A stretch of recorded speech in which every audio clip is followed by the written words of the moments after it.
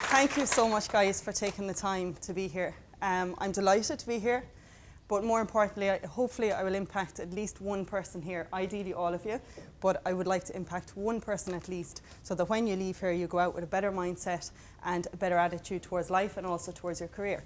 Does that sound good? Yes. Wonderful. So I'm just going to tell you a little bit about me, and then I'm going to tell you where I was and how I bridge the gap in between, because all of us want to get somewhere in our lives, whether that be in our personal lives or whether it be in business or our career. But sometimes we just don't know how to do that. So I'm all about the how, because at one point in my life I didn't have the how. I just had a wish. So I'm just going to show you a little bit about my life at the moment. And this is my little boy at Christmas. This is how eager he was to get his presents. I just love doing anything to do with adrenaline, but on the flip side I love doing art. I love media stuff. Anything really that kind of gives me a little bit of a buzz or a feeling of purpose for life, that's me. At one point in my life, this was me. So I was literally half the weight I am now. So if you imagine if you split me down the middle, what you get, I know that's hard to believe, but that was, I know it's horrible. But this basically was this, a physical representation of an unmet need and a response to my environment. That's all it was. Can everybody see here? Yeah? Okay. So that's what it was. And sometimes, you know, I know this is a physical graphic representation, and not all of us go on that route, but our responses or our behaviours can be as destructive. It could be anything from procrastination to alcohol abuse, drug abuse, being shy, not putting yourself forward. All those kind of things are just results of unmet needs and our reaction to our environment. Because would you agree, have you ever met a negative baby? No? Have you ever met, you know when people say, oh, I'm just a worrier? Have you ever met a worrier baby? Or an anxious baby? Or a baby who is just one of those pessimistic people? Never. So we're born happy and successful. We're just conditioned over time not to be. And I'm going to show you proof of that and how you can actually rise above that conditioning and become best versions of yourself, because that's what I want here for you today, is to become a better version of yourself. It's not up to me to decide what it is you want in your life, but I'm going to help you to get there. This is what I want you to understand. Life happens. Every single person here has had an event in their life that they haven't liked. Some small events, some big events, but you can't really compare pain, you can't really compare events as such.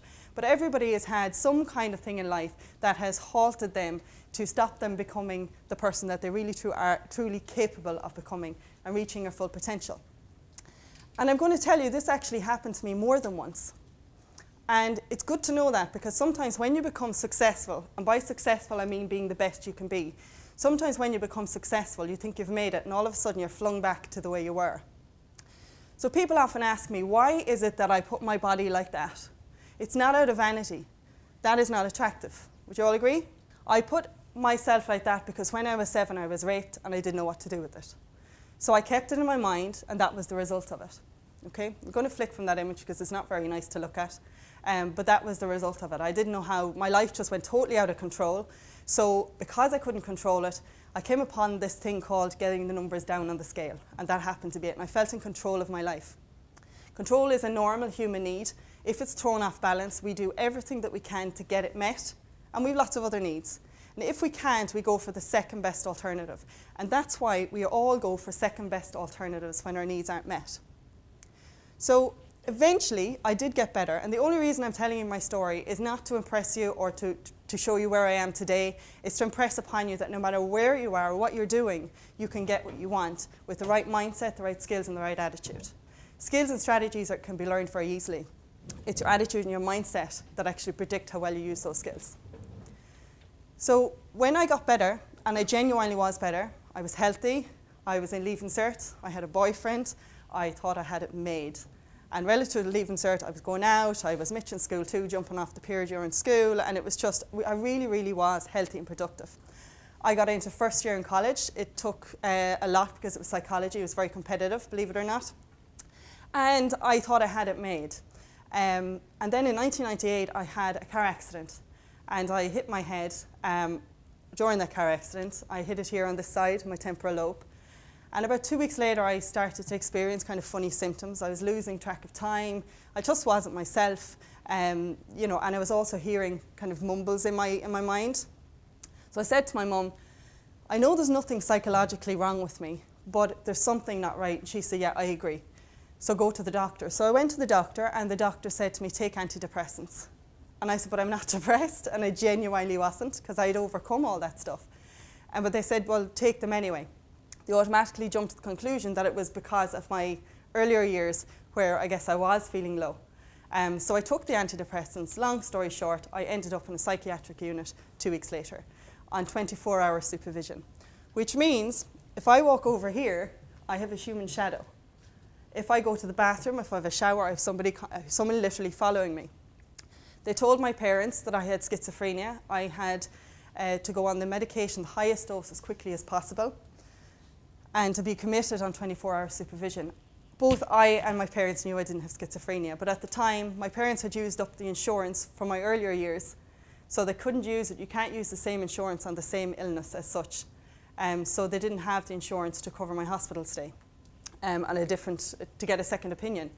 So I was there in 3 months, I was on 14 different medications. You know when you see that person in, like, say, Phoenix Park or on Grafton Street or Henry Street, and they're like this, and they're dribbling and they've got crumbs on their top and stuff. I know it's hard to believe that that was me, so never judge a book by its cover. My face was all puffy and I dribbled with 14 different medications. And eventually my parents said, look, it's just not on, it's not right. And they asked for a second opinion. They pulled a few strings. They were very good friends with a doctor. They pulled a few strings and they got me into another hospital. And the doctor, thank God, the doctor that I was under, he said, look, I'm going to talk to different people who've seen you. And he did. He asked my parents different questions, and he looked at my file. And my dad said, can you tell me this? Before the accident, Donna was absolutely fine. And after the accident, she's not normal, is the way he put it. Can you not, like, accident surely has something to do with it. And they said, what accident? It wasn't in my file. The scan that was taken of my brain, which showed on my left temporal lobe, it showed a hematoma, which is bruising of the brain. That also wasn't in my file. So on paper, it looked like it's something very different. So I spent another 3 months in a psychiatric unit because they'd taken off all the other junk that I was put on. So it got to a point in my life where the first time when I had really difficult times, I was given a week to live, so I was at rock bottom, and I had to learn to build myself up again. Gratitude helped me to get that, believe it or not. I started to have to think about what is it that I do have, not what I don't have. But the second time round, when I was in the psychiatric hospital and the doctor said, I have epilepsy. I said, I don't have epilepsy, and I was sick of people telling me what I have, and I'm quite stubborn. I said, I don't have epilepsy, just give me proof that I have it.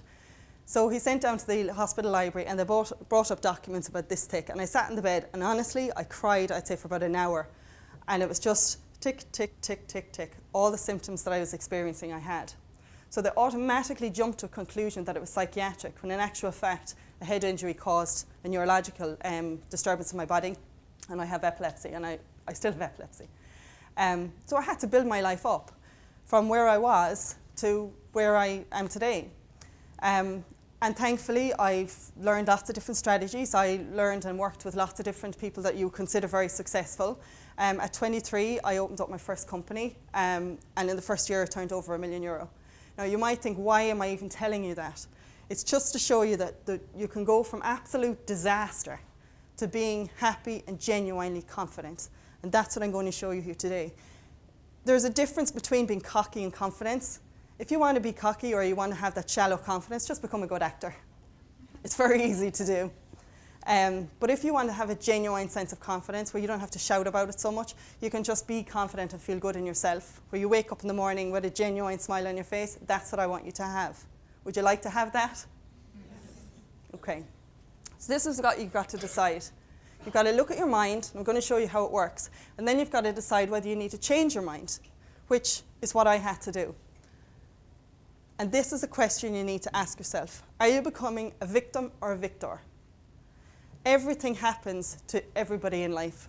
Different things, but at the end of the day, stuff happens to us. It doesn't have to be majorly traumatic or anything. Stuff happens. But if you want to get to where you want to get, you need to decide, are you going to become a victim of your circumstance or a victor?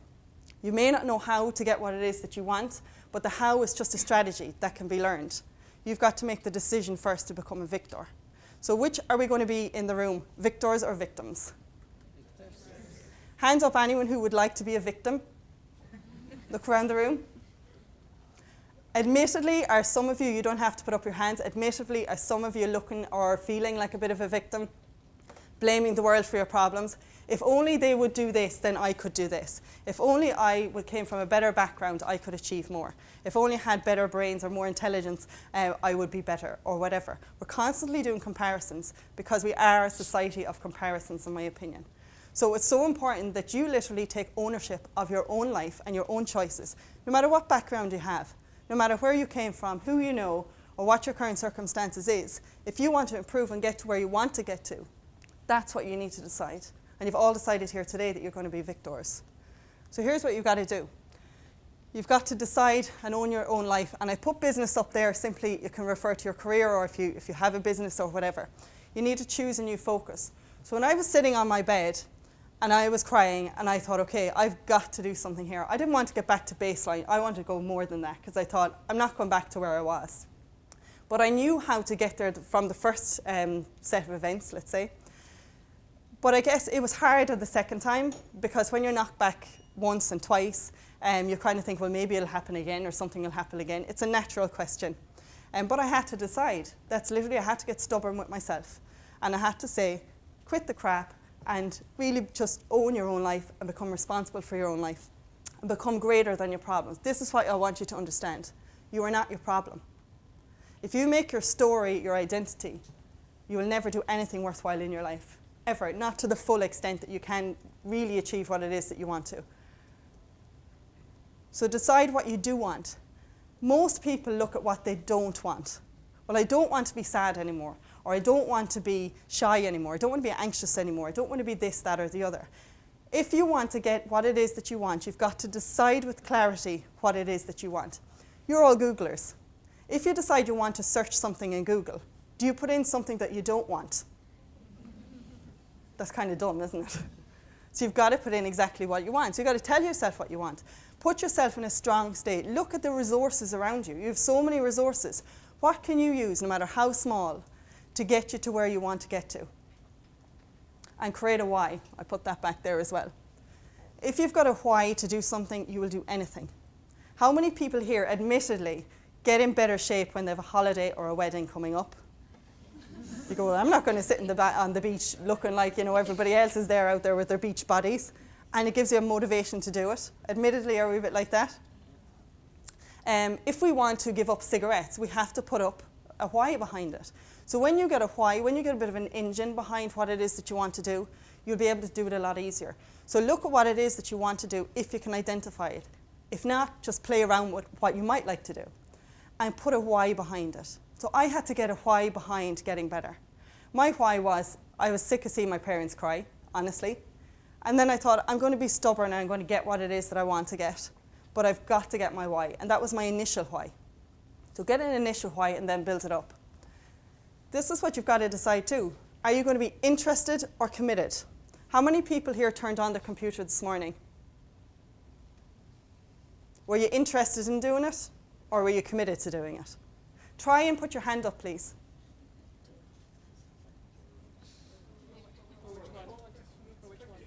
Try and put your right hand up then. Okay, just try and put your right hand up. I'm not asking you whether you're interested or committed. Just try and put your right hand up. Okay, I said try. I didn't say put it up. Okay. Most people will put it up. Try and doing are two totally different things. If you want to get a result, you've got to commit to it. You don't have to be interested. I can get into my car and go, oh, I'm so interested in driving.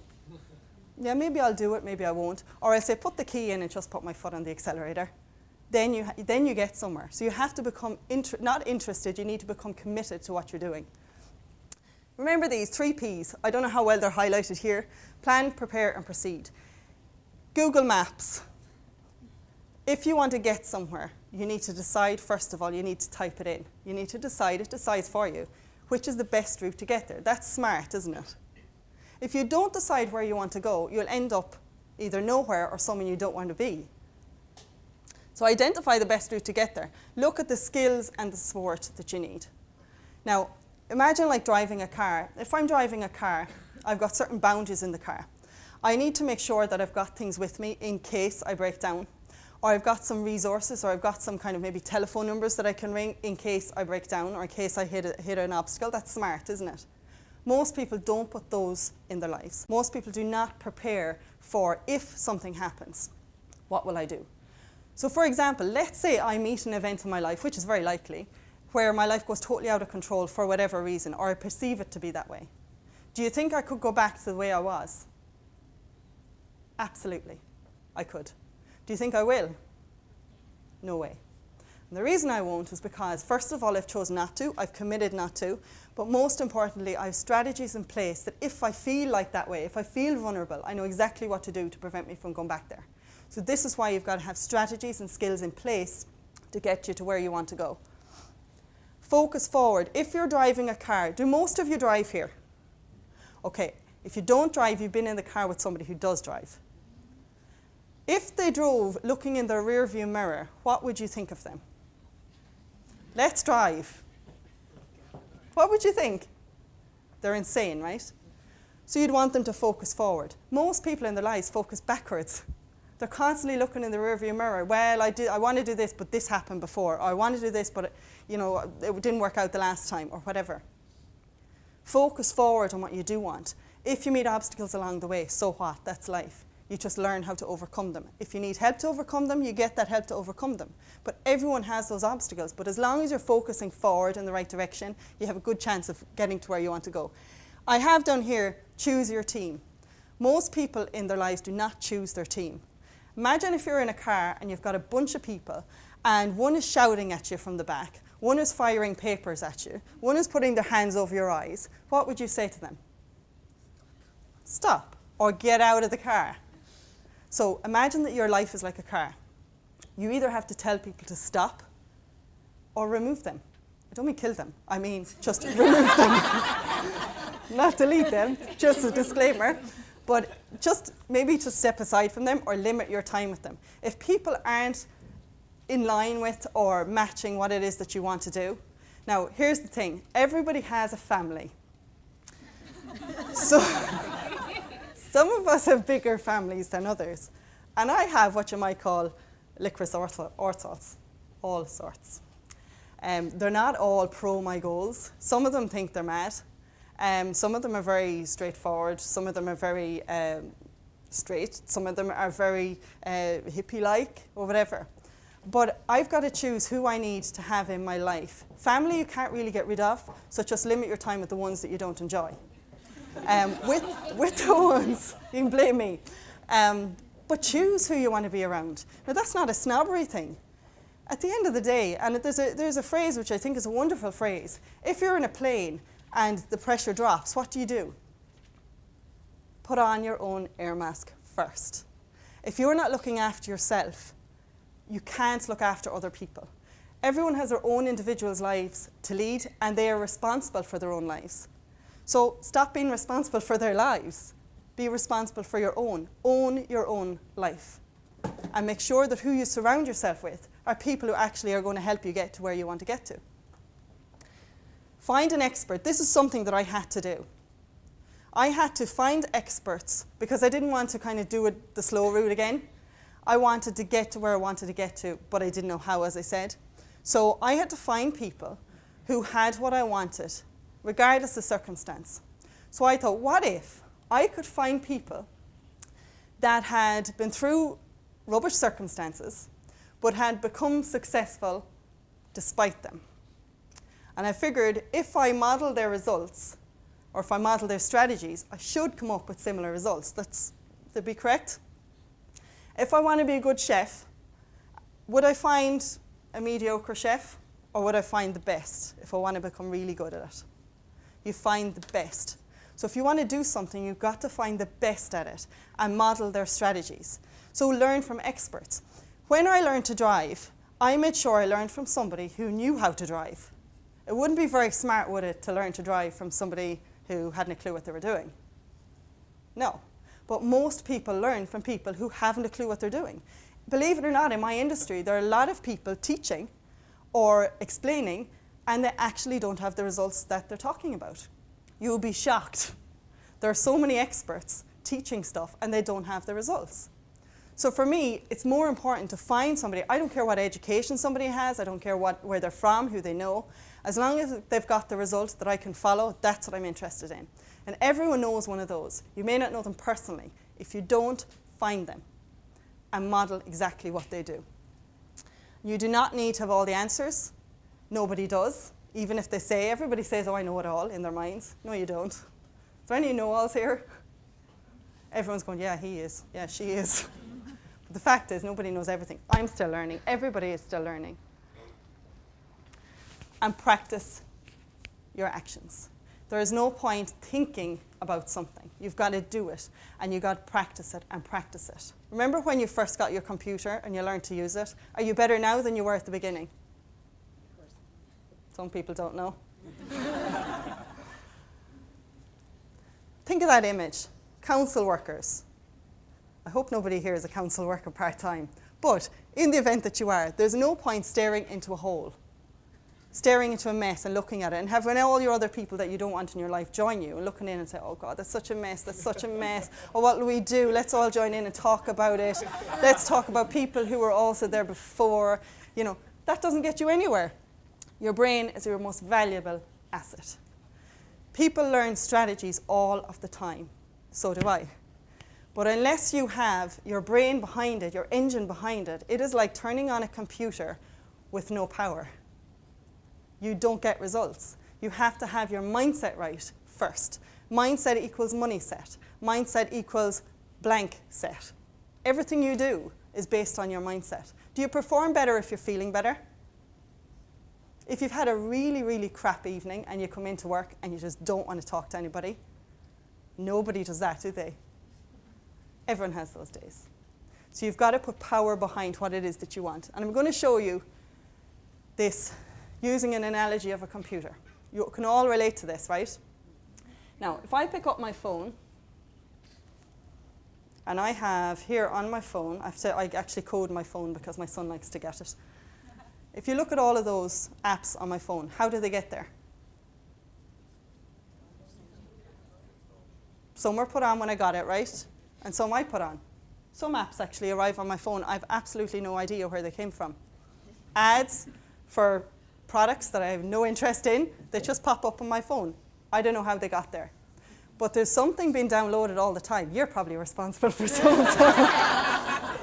Actually, that is just it was your look on your face that gave it away. So I want you to imagine this. Imagine somebody is a total novice. They don't know anything about computers, which you were one time. And we go into a computer store, and we ask the person in the store, look, can you help me? They're the expert. And they say, no problem. And they feel wonderful about themselves. They come over and you say, well, will you pick out the best computer for me, please? So they go and they pick out the best computer that they think is the best one. So this is wonderful. And you say, well, I don't know how to use emails, but I hear everyone else is using them, so can you just put that on too? And Microsoft Word, or Google, put Google on it, put Chrome on it, put whatever you want on it. I don't know how to use it, so will you do it? So they say, no problem at all. So they put all this stuff on, and then this happens. We get home, we become frustrated, it's not working, things start to crash, emails start to arrive for everything you could possibly imagine. I have got emails from people that I don't know. I have won the lottery so many times. There are people in Algeria who want to give me €1 million. I don't know who they are, but they arrive all the time. Now, if I don't know anything about computers, would you think I'd open those junk mail? Of course you would. At the beginning. Now, you may not now, because you know better. But at the beginning, you open everything, don't you? And programs start to crash, and we think, is there something wrong with us? So imagine when you first use a computer and just stuff wasn't working, or even now, if a program isn't working for you, it's frustrating, isn't it? Yeah. And sometimes you kind of think, what is wrong with me? Why can't I just get this right? So using that analogy, and I like to use analogies because it simplifies things. I want you to imagine the computer like your brain when you're born.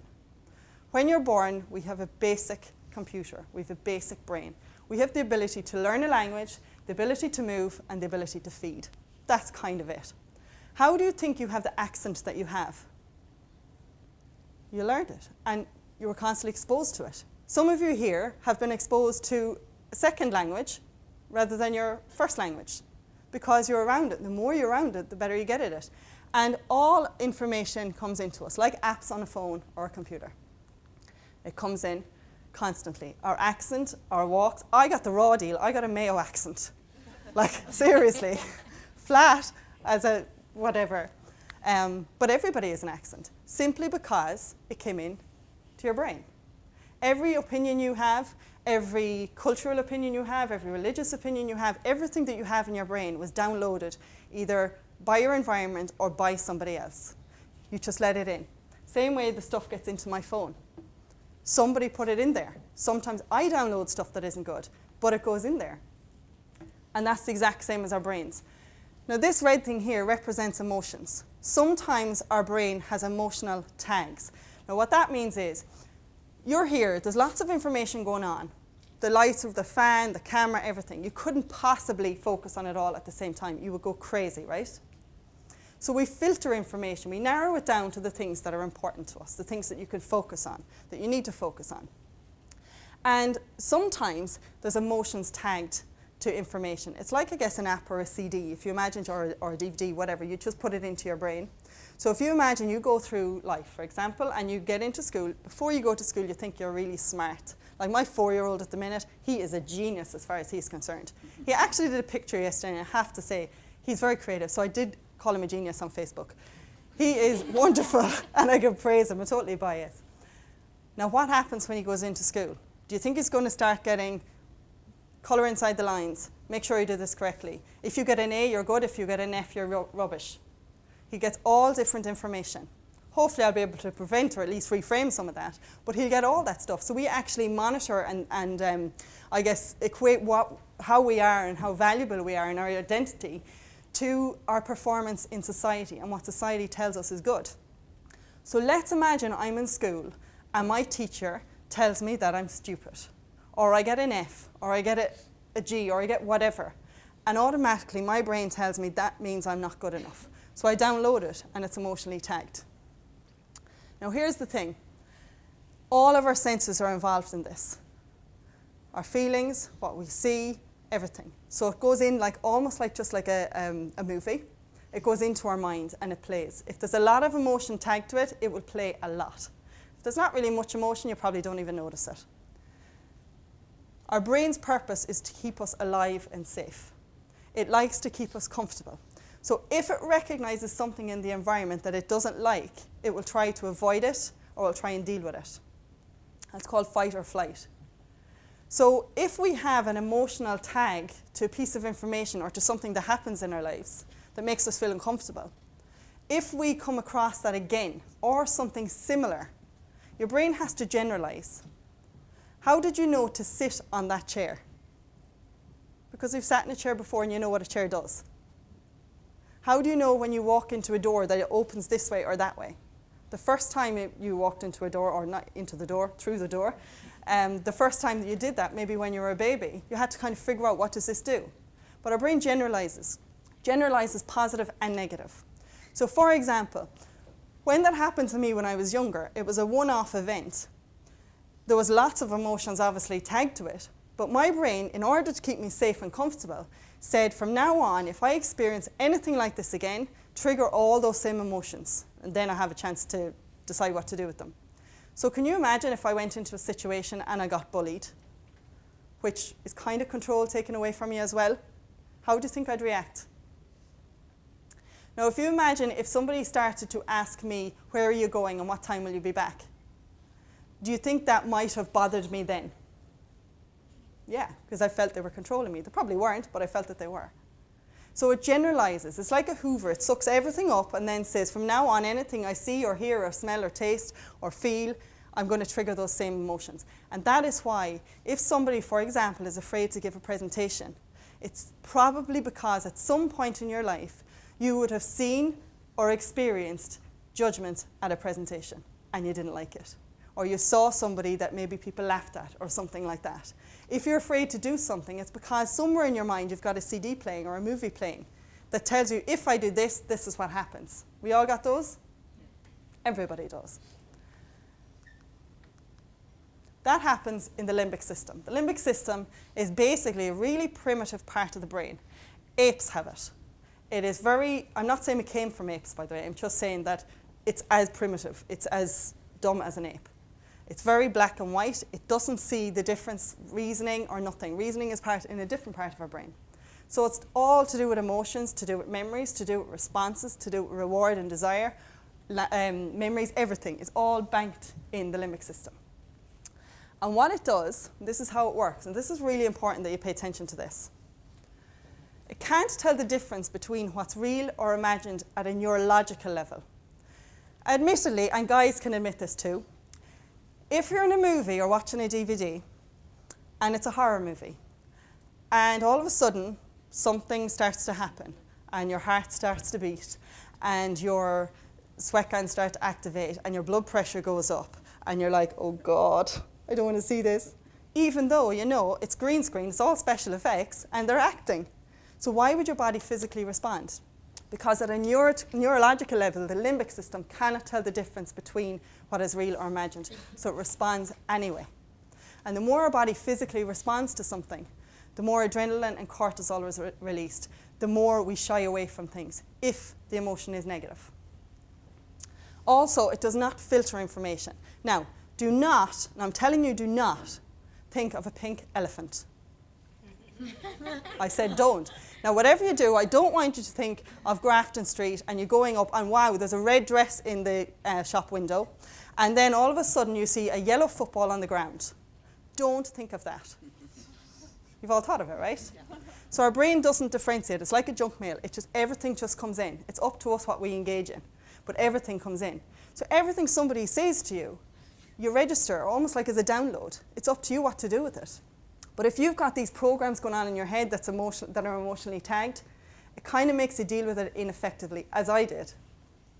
Here's the other thing. It is responsible, as I said, for the fight or flight. Do I deal with it or do I run away? Programs our behaviors and habits, and it strengthens responses through repetition. If I have a dumbbell here and I do that, it strengthens my arm, right? But I won't really notice it because it's only done once. What if I keep doing it? What happens? You're all judging my arm right now. No, I do not go to the gym too much, but it's supposed to get stronger.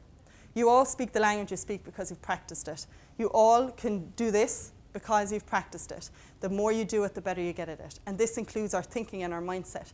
The more we talk to ourselves, admittedly, have you ever felt a bit of a sniffle like a cold and you didn't really want to go into work or you didn't want to do something and it's, oh God, I have an awful cold.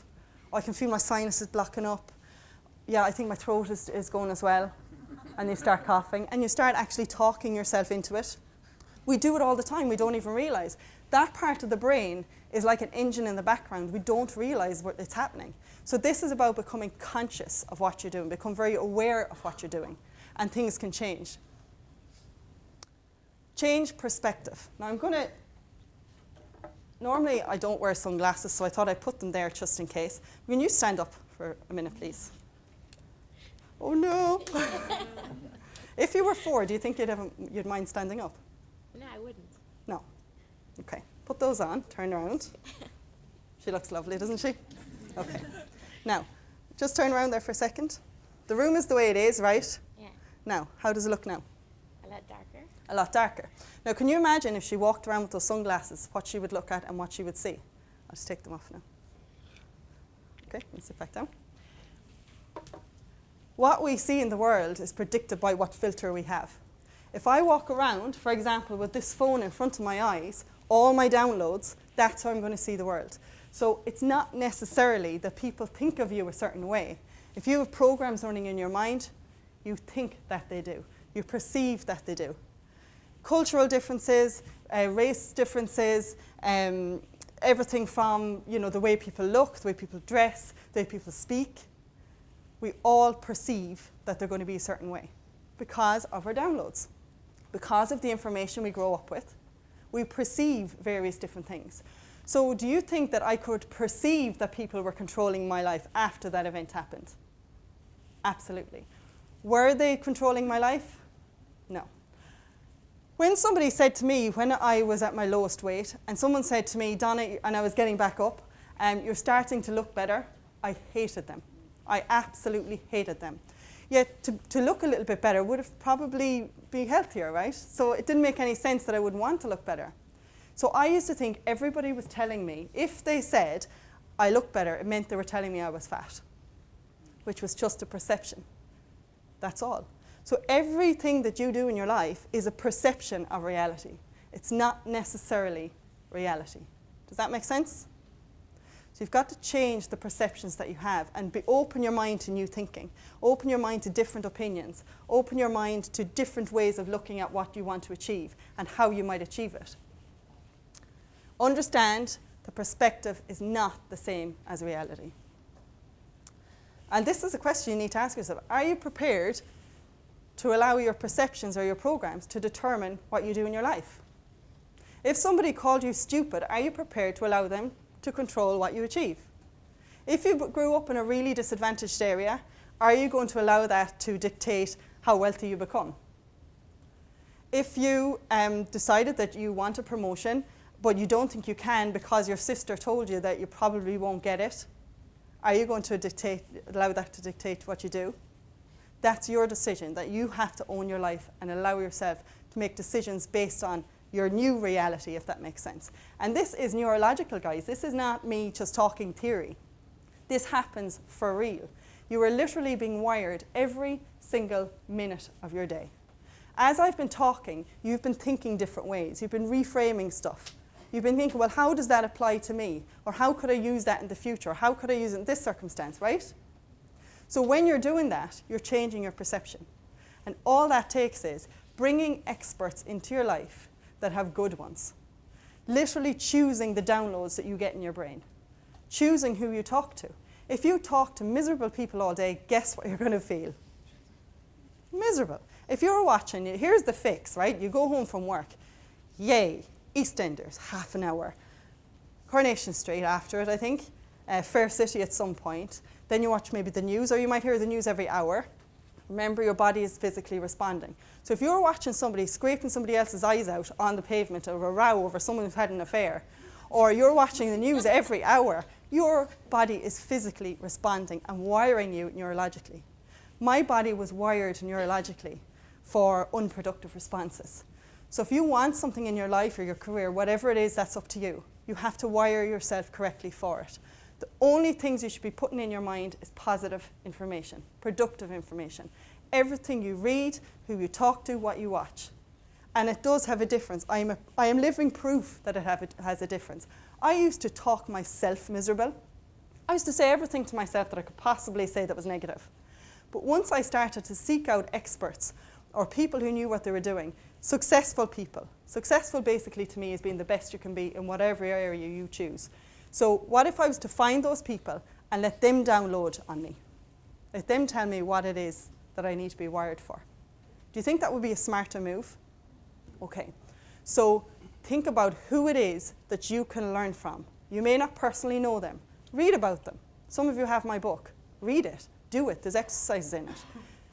Look at people on TV. How do they walk? How do they talk if they feel confident? If I walk along like this, do you think my neurology will make me feel confident? Absolutely not, because here's the thing. Your body and your mood are directly related. It's called a psychocybernetic loop. You're literally, if I look down like that, my body will tell me that posture matches feeling bad. If I curl in like that, if I want to do something really well, if I give a presentation like that, how do you think I give it? Or if I sat down like this and I walked over like this, how do you think I give that presentation? Not strong. So if you want to, for example, do you want to engage with new people, or you want a new relationship, or you want to learn something new, make yourself in that posture.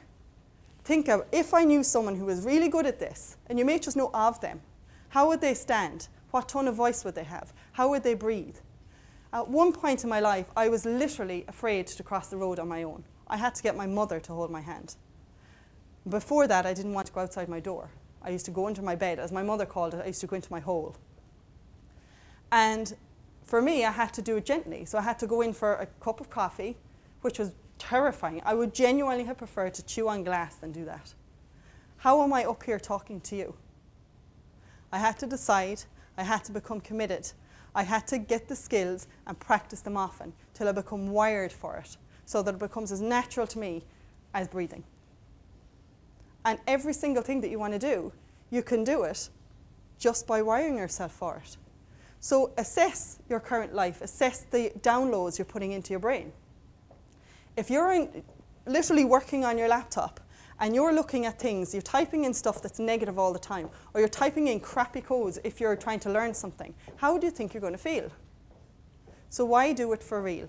Because we have become conditioned to do it naturally. In Ireland especially, and I'm sure it is across the world, it's almost bad to become successful. The minute someone becomes bankrupt, yes, they've lost all their property. I'm so delighted because they were greedy anyway. And all of this stuff, we celebrate people when they fail because it makes us feel more comfortable. Now, in saying that, I don't anymore. I love it when people are successful and people are happy and achieve their goals because I think differently and I look at people differently. It's like if somebody, imagine people are ringing you and I say, do I want to answer them or not? Imagine if they're going to fill my mind with been talking about somebody else and been really mean. Will I answer it? No.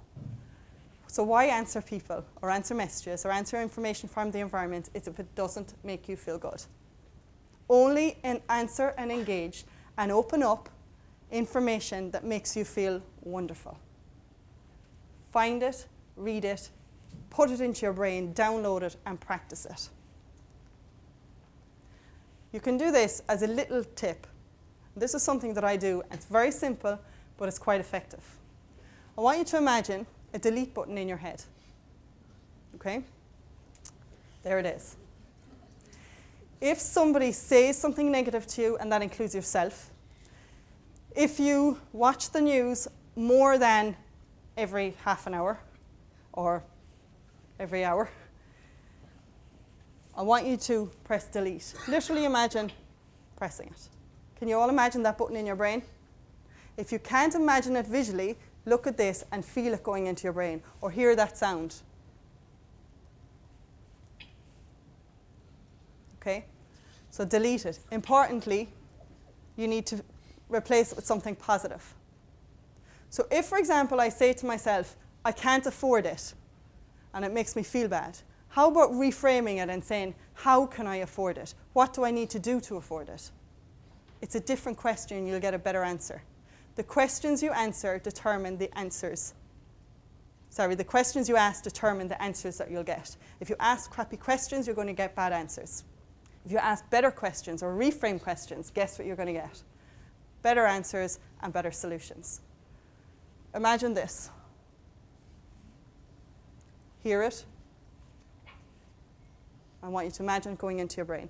I also want you to do something else. Who's right-handed here? Okay. This evening, or today, if you have them here, I'm sure you do, get an elastic band and put it on your left hand.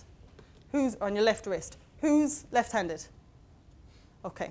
Get an elastic band and put it on your right hand. Now, here's the thing. I want you to wear this for 24 hours. If anybody asks, say that lunatic Donna Kennedy made me wear it. There's a reason. And people may ask, why are you all wearing elastic bands? Anytime you think something negative about yourself or somebody else, I want you to get it, depending on your hand, and I want you to do this and let it spring back so it hurts, right? It will shock you. Wear it in the shower, everywhere, for the next 24 hours. It will shock you how many negative thoughts you engage in every day. It is like sitting at your computer and opening up negative emails all of the time and wondering why you don't feel good or perform well. Look at what it is that you're opening up. What is it that you want to hear in your life? So every single time, no matter when it is or where it is, bang it good and hard, whack it off your arm and go, I shouldn't have done that. Now, why am I asking you to do that? Not to give you pain, although it will hurt. I'm only asking you to do that because here's the thing, it's physical. Your body will go, oh, I didn't expect that.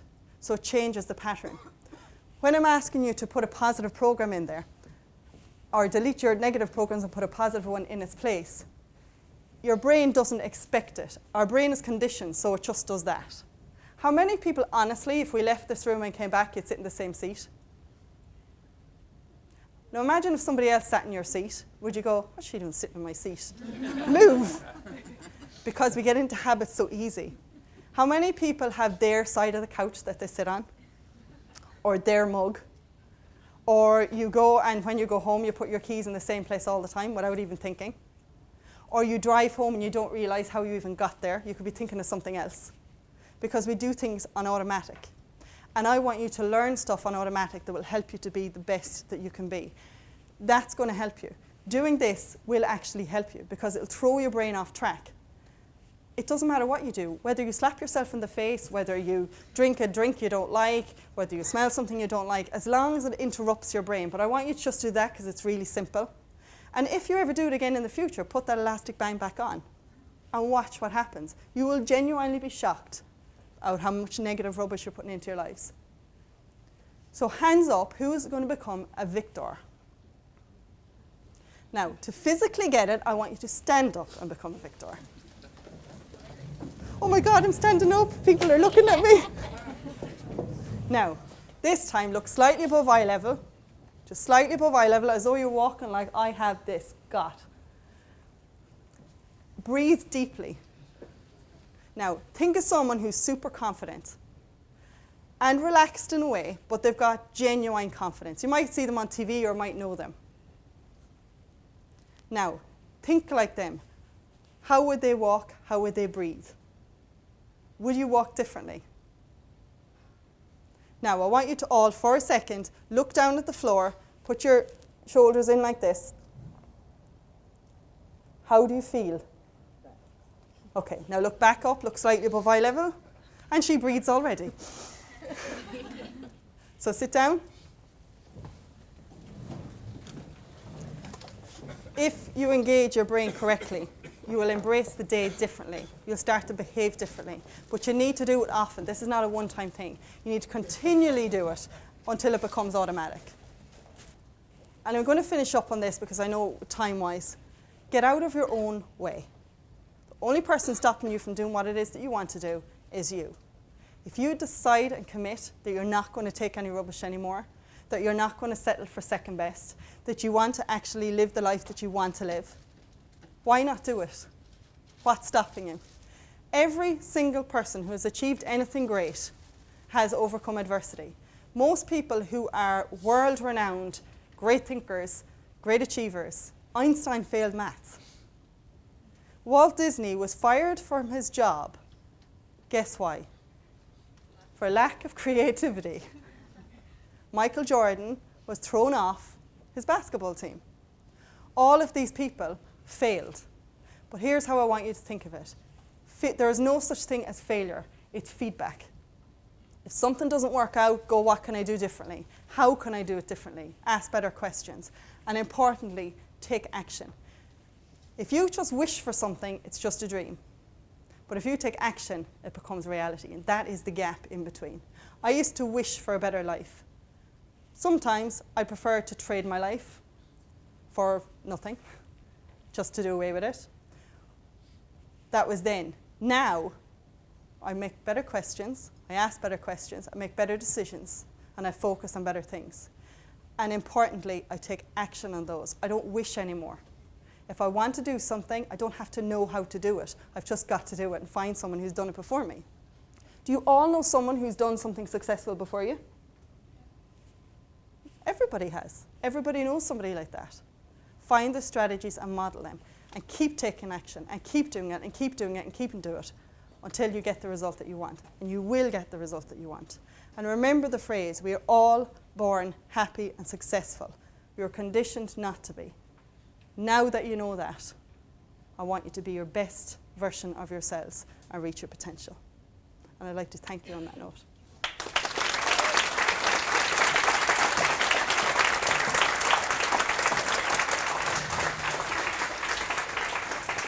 Thank you so much. I'm gonna open maybe one or two questions. We only have about 3 minutes left, and then we'll go to audience questions very quickly. Please wait until either myself or John get a microphone to you. So, the first question I want to start with is that after each of the major events that you experienced and you were coming back and kind of really strong again, there must have been lots of times when you kind of wanted to give up. Mm-hmm. What strategies did you use, or just why didn't you actually? Why didn't you give up? I didn't give up because I knew that there was something better. I didn't know how to do it, but I knew that there was something better. And I was sick of seeing my parents upset. I watched other people have what I wanted. And I guess I just knew there was a slight glimmer there that I might be able to do it if I could get the right people behind me and the right resources. And I guess I hung on to that hope, because when you've got a bit of hope, you can do anything. So that's why I grasped that hope, and I also became very grateful for everything that I have, not what I don't have. You clearly have had lots of brilliant achievements. What in your mind has been your greatest achievement? Having my baby. I thought you'd mention Ashton. It has to be. Fantastic. Yeah, and you know what? That was bloody painful. I have to say, it was the most painful thing ever. But sometimes it takes a bit of pain to get great results. And yeah, that was my greatest achievement. I've done all the other stuff, but that was my greatest achievement. Fantastic. Any audience questions? This is the point, and I said this to Karoline beforehand, this is the point where everyone goes, I want to ask a question, but I can't put my hand up first. I can't be the first person. Anyone? Yes, great. So you made the analogy of a computer, and you said that everything is an app you download or a program you download, but don't people and even children are born with like some pre-made software, like children share something without people teaching them how to share? You can have that, it's a physical, but then again, this is neurological. So we download stuff, but it becomes part of our neurology. So for example, if somebody has Down syndrome and there's gene 21 and it's not working as effectively as maybe other people, that's part of their neurology. That's part of their genetic makeup. But I don't believe that people are born with emotional, been pessimists or been depressed. If you look at all of the research, every bit of research that's out there, it's all based on behavior and thought. So what you feel and what you think will literally affect the chemicals in your body and your neurology. If I think negatively, cortisol and adrenaline are released to my body. If I think a happy thought or I look at something positive, chemicals such as norepinephrine, serotonin, which is antidepressants, dopamine, they're all flood my body, and that has a physical response. So it's like we're physically, we all look different because we have different genetic makeups. But on an emotional level, it's neurological, and that can be changed. Does that answer your question? Okay, thank you, Donna. Anybody else with one final question you'd like to ask? Okay, great. Thanks, Donna. Hi, just a quick question on, we have busy days and everybody's always running, and always go, go, go. Do you have any tips on kind of like finding in yourself what really makes you tick, kind of, to find that purpose to go after in that sense, instead of getting lost in the day-to-day stuff? And set aside time on 1 day a week, 1 hour on 1 day a week, to take a pen and paper and literally write down on the top, my why. Why is it that you want to do? You know what you want to do. It's just the condition that's clouding it, but you know what you want to do. Because when you get up in the morning, you go, oh, I'd love to do this today, or I'd love to do that today. Or if I said to you, are you a creative person? And you go, yes or no, whichever. Or are you someone who loves like an adrenaline buzz? You'd say yes or no. You'd know those questions because they're better questions to ask yourself. So what kind of a person am I? What do I enjoy? What makes me go, yes, I really, really enjoyed that? Or, are you a people kind of person? If you're a people person and you take on a solitary job, you're never going to be happy in it. So when you start to write out what is it that's your why, or play around with it rather than trying to be stiff with it, just play around with what it is that you want to do. Then you put the passion behind it. You'll only get passion when you try it out. Honestly, most people here and in the rest of the world don't know what they want to do, simply because they haven't asked themselves. Kids, if you ask a child, what do you want to be? I want to be Superman, or I want to be a nurse, or I want to be a doctor, or whatever. It's not necessarily that they do, but in that moment they do. So they just don't question it. And adults go, yay, wasn't that lovely? That's so cute. So they get a reward for it. Or if a child does something, everyone celebrates. If a child stands up and walks and takes the first step, everyone celebrates. So if you start asking yourself positive questions and then you kind of celebrate those questions or reward yourself when you do something that you love, your brain will start to physically respond to it. There's a part of our brain, some people consider it part of the limbic system, it's called the anterior cingulate cortex. And what that does is, that is responsible for rewards, impulses and desires. And that part of the brain, especially in women, activates very, very easily when you give yourself a reward and it tags it to the thing that you're doing. Thank you very much, Donna. So for the last 30 seconds, final question is, who inspires you? My mother, she passed away 2 years ago, but everything that she taught me has inspired me. Now, I know people think, it should be some celebrity or somebody that everybody knows. But for me, being the best that you can be and having good morals and values and having good integrity, that inspires me. I don't care who the person is. So my mother, for sure, she taught me how to be grateful for everything that I have. Not in a like grateful for your dinner way or there's people starving somewhere else and you should be grateful. In a way that to genuinely appreciate. If these were gone, would you give me €1 billion for your hands? Not a hope. But yet everyone just takes for granted what they have. Would you give me €1 billion for your clothes? Not a hope. If you had to take them off and try go around everywhere. You might give them to me at home with whatever transaction. Would you give me your eyes for €1 billion? But most of us think we have to be grateful for everything out there. Where my mother, she inspired me to understand, I suppose at the beginning out of desperation, but to understand that the stuff that you actually have, if you become grateful for it, you actually become a stronger person. Every day, and it's something that she taught me from when I was like about 5, she said, say 10 things that you're grateful for every day. 10 things. And it's very hard to stop at 10 once you start going. I'm grateful for my eyes, I'm grateful for my hands, I'm grateful for my big toe. If it was gone, I'd hate it. I'm grateful for the seat that I sit in. I'm grateful there's heat here. I'm grateful that we're in a safe environment.